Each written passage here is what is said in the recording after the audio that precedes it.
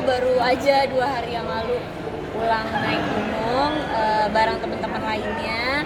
Tapi selain naik gunung ada misi yang lain juga. Kita naik gunung, selain naik gunung kita benar-benar mengutamakan untuk tidak membuang sampah sembarangan. Jadi selagi kita punya sampah, kita bawa sampah kita, lalu kita bawa turun, terus kita buang pada saat kita turun gitu. Jadi gak meninggalkan sampah sedikit pun di sana. Sampai menanam pohon juga. Ya, aku menanam pohon juga di jalur pendakian Merbabu Selo gitu. Jadi sebelum naik tuh kita menanam pohon sama Menteri Kehutanan dan juga dari WWF, National Geography dan juga teman-teman lainnya. Gimana Kak melihat Tantangannya sendiri ketika kamu punya hobi baru ini seperti apa sih? Sebenarnya itu bukan hobi baru, jadi emang aku udah 4 tahun ini menggeluti bidang olahraga naik gunung, mendaki gunung. Jadi bukan hal baru lagi buat aku. Ini udah gunung ketiga. Yang pertama Papandayan, kedua Prau, ini Merbabu. Jadi ya ibaratnya pengalaman yang menantang, memicu adrenalin, tapi juga meninggalkan kesan dan pelajaran juga sih. Fisik yang kamu persiapkan untuk naik itu sendiri seperti apa? Oh, pasti persiapan fisik. Jadi sebelum naik gunung tuh aku biasanya sebulan tuh walaupun ada syuting, paginya pasti olahraga. Pulang syuting pastinya olahraga gitu. Misalnya treadmill atau misalnya kalau ada libur sedikit pun pasti lari, bulu tangkis atau sekarang lagi hits pedal gitu. Cuman ya balik lagi kalau misalnya naik gunung kan ya nggak walaupun kita udah persiapan fisik yang matang tetap aja kan pulang-pulang capek, ini makanya masih pincang kakinya gitu. Tapi ya nggak apa-apa ya, aku tetap karena aku ngelakuinnya dengan senang ya seru aja sih. Kak melihat pindahan Merbabu via Selo gimana? Kata itu jalur terindah. Landai matamu. Jalur terindah juga katanya. Enggak, jalur indah dong gitu. Sebenarnya itu tergantung persepsi masing-masing dan tergantung fisik masing-masing gitu. Kebetulan aku itu aku emang persiapan gitu, tapi memang kurang matang karena dibarengi sama syuting juga gitu. Jadi aku rasa masih agak sedikit kurang. Jadi pada saat pos 4 Sabana 2 menuju puncak, aku tuh sempat mau menyerah.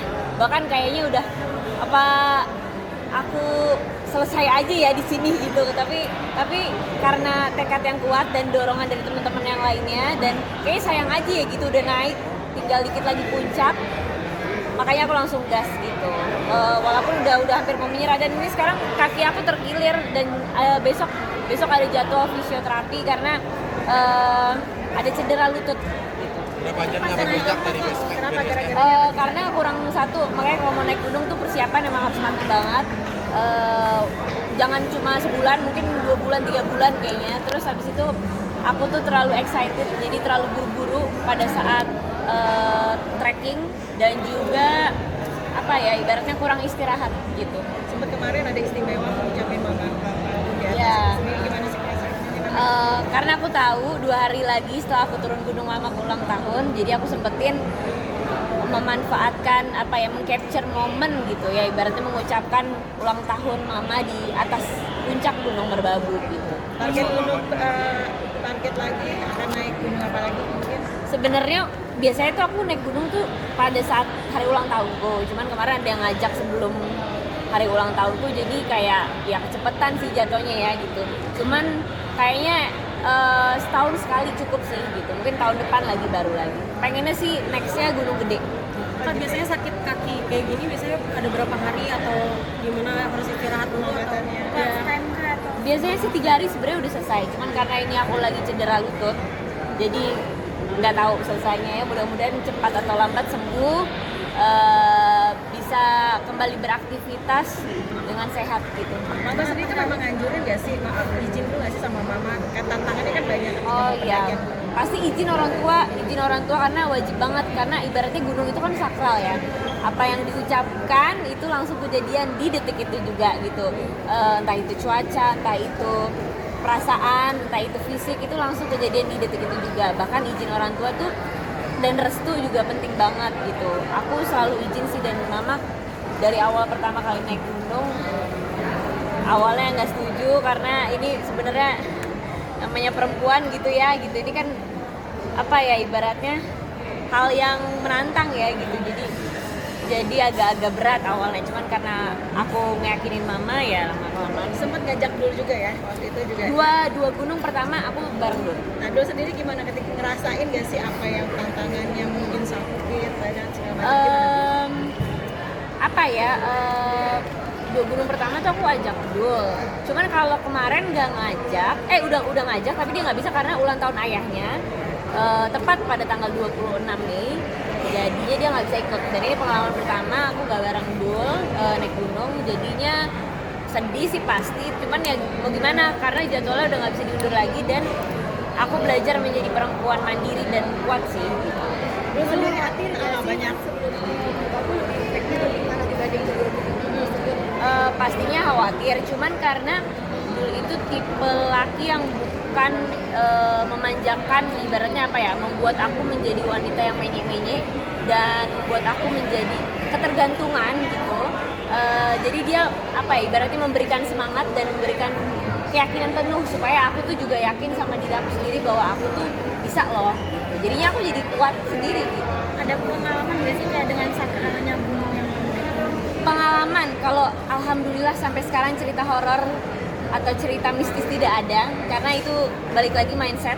Aku percaya kalau mindset kita positif pasti hasilnya juga positif. Ya paling pengalaman yang agak sedikit menyedihkan pada saat kemarin kakiku yang itu terkilir, jadi agak-agak apa ya, ibaratnya PR, ini harus nyembuhin ke fisioterapi, harus ngecek segala macam, harus apa ya, ibaratnya break dulu dari olahraga beberapa hari ini gitu. Padahal aku lagi rajin-rajinnya olahraga gitu. itu karena salah pijak atau kayak gimana? Kayak yang tadi aku bilang, aku terlalu excited, terlalu semangat, terlalu buru-buru dalam pijakan, jadinya makanya kayak gitu. Dari sekian banyaknya destinasi memilih untuk kembali ke alam, ada alasan tertentu? Kenapa? Karena gunung itu aku bisa mendapatkan pelajaran yang luar biasa dibanding destinasi lainnya. Dan juga aku menjadi manusia yang seutuhnya, manusia yang membumi, merendah pada saat aku naik gunung gitu. Jadi apa ya, ibaratnya kayak kita keluar dulu lah dari hal-hal yang kemewahan, dari hal-hal yang berbau apa ya, kesorot sama media gitu. Dan dengan naik gunung aku bisa menjadi manusia seutuhnya. Kemarin berapa hari? Apa? Kemarin Aku 3 hari dari tanggal 26 sampai 28. ada mau naik luar naik gunung di luar negeri atau hanya di Indonesia aja kak? Belum, karena aku jadwalnya setahun sekali, nggak yang kayak setahun 2 kali, setahun 3 kali, nggak. Karena aku tuh sadar fisikku, sadar juga jadwalnya, sadar juga kondisi badanku, jadi di apa ya, dikasih jadwalnya setahun sekali aja. Tapi Tisa, kalau naik gunung tuh kata orang kan bikin candu. Kamu sendiri gimana? Candu, ini makanya mau naik lagi, cuman tahun depan, nggak tahun ini. Ya. Selain tentang pegunungan nih, persiapan KL gimana? Siapa KL? Nggak tahu. Udah disiapin seragam belum? Seragam. Nggak, bikin sendiri. Oh berarti udah ada seragaman untuk bikin sendiri, udah dikasih ya? Bikin sendiri kita, karena kan maksudnya belum jadi keluarga, jadi bikin sendiri seragamnya. Gimana nih melihat kasih dress up itu jadi kayak dress atau seragam? Jujur aku belum tahu detailnya kayak gimana, pokoknya nanti rahasia. Tapi Ya. jadi bagian apa nih kak? Jadi bagian tamu.